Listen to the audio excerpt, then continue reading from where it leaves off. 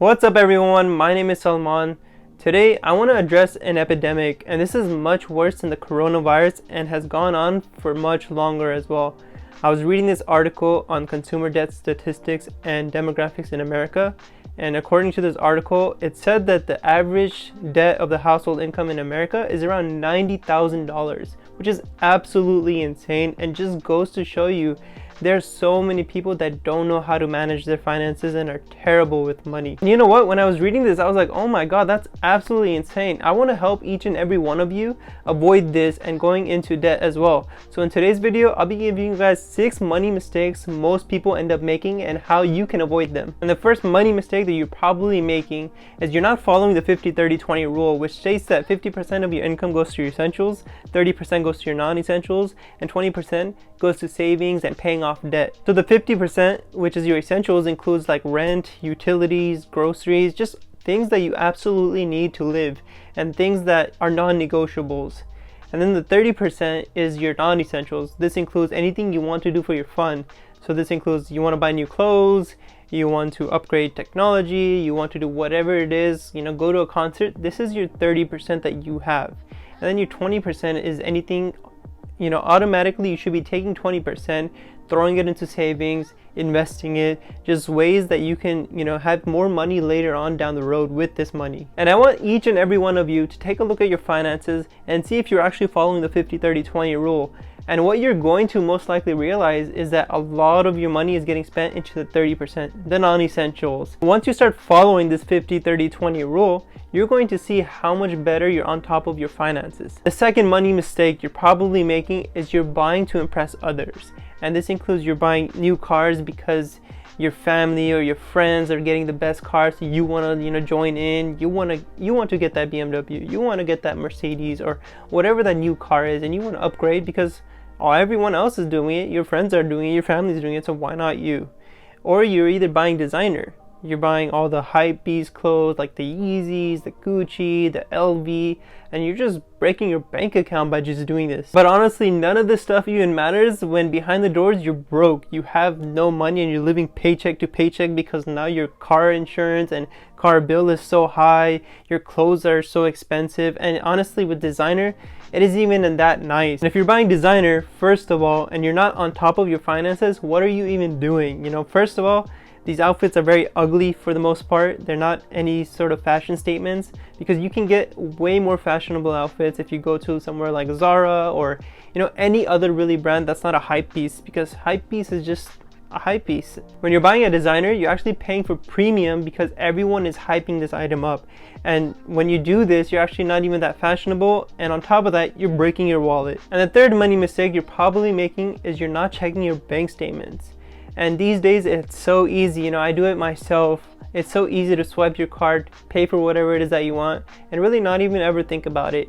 And a lot of us actually tend to avoid looking at our bank statements because we don't want to see how much money is in there. We're just so scared to see what we even have. And this is such a common thing for us to do because we don't want to look at how much we're spending. If we spent $600, we don't want to get reminded that we're spending $600 on the new Apple product or whatever that is. It is actually very important to look at your bank statements because sometimes we tend to forget about subscriptions that we sign up for. And if you take a look at your bank statements, you'll go, oh, I just realized I'm paying for Hulu when I don't even watch Hulu or use it. And you'll go ahead and cancel it and save that 15-20 bucks, and that adds up over time.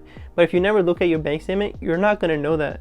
And the way these subscription services actually work is they want you to forget about that you've subscribed to them. They want that because they're the ones making money off of you. And from this point, because you're watching this video, you're not going to be making this mistake. You're going to look at your bank statements, and any subscription that you're not actually making use of, you're going to cancel and save that money. And the fourth money mistake you're probably making is you're spending way too much on food.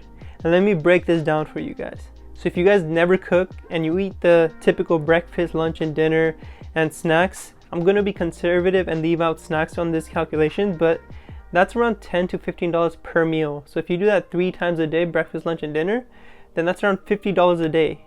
And per week, that's around $350. And per month, that's $1,400. And if you think about that, and now you put that on an annual rate, that's around $17,000 a year spent just alone on food. So if you're making around 40, 50, 60,000, now imagine you don't have 17,000, all because you decided to eat out every day. And then you begin to wonder, why don't you ever have money?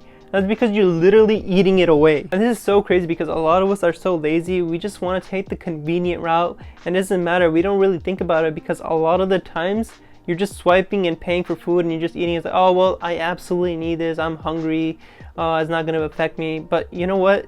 Spending $17,000 a year just on food and eating out will affect you. When you realize this, you're actually going to realize how beneficial it is to actually learn how to cook and make your own meals, because you know, when you're saving all this money, you're going to have way more money for other things. And on top of that, it's such an attractive habit to have, to know how to cook. And the fifth money mistake you're probably making is spontaneous purchasing. By now, you've probably trained your brain to feel good and release the feel-good hormones whenever you spend money. This is why some of you will actually see yourself spending more money because you feel sad, to fill that emptiness. So now every time you see something you want to buy, your trigger happy brain will tell you to go purchase it. And when you purchase it and you actually get some of these things, you realize you actually didn't need it. So what I would recommend is, next time you want something or something excites you, wait 2 to 3 days and see if you still want that item at the end of these 2 to 3 days. And I guarantee you that some of you will realize that you actually don't want whatever that item is. See, by doing this, you're also teaching your brain not to purchase things spontaneously, and you won't have a bunch of unnecessary things that you realize you didn't even want. And this is going to lead to your bank account thanking you because it's going to have way more money. And the sixth money mistake you're probably making, which is one of the easiest mistakes to make, is you're letting credit card debt build up. And it's one of the easiest because when you're swiping your card, you're not really thinking about the purchases. So over time, when you do this, you're going to realize how much debt you've actually built up. See, these credit card companies and banks love when you can't pay off things, and they want you to swipe on those credit cards. This is how they actually make their money, because when you can't pay something off, they're going to charge you interest. So now that $600 Apple Watch or iPad that you've just bought is no longer $600, because you know, even though they say you have some time to pay, they're still charging you interest. And now that $600 iPad or Apple Watch is probably a couple $100 more than what you actually paid for it. And a lot of us get caught up in purchasing all these things and paying off the minimum, like, oh, it's fine, I can put on my credit card. And you don't realize that the interest is continuing to grow, and these banks are just getting happier and happier because you're going to owe them so much more money. And by the time you actually look at your credit card statements and you want to see how much you have to pay off, these companies are going to have charged you so much interest, and you're going to see thousands and thousands of dollars, which you're not going to realize where they even came from, and they come just like that. So make sure you're staying on top of your credit card bills and try to pay them off as quickly as possible before all this credit starts building up. And that's all for today's video. These are 6 money mistakes to avoid. If you guys enjoyed, be sure to hit that like button, subscribe for more content, turn on those post notifications to see when I'm posting next time, and I'll catch you guys in the next one. Peace.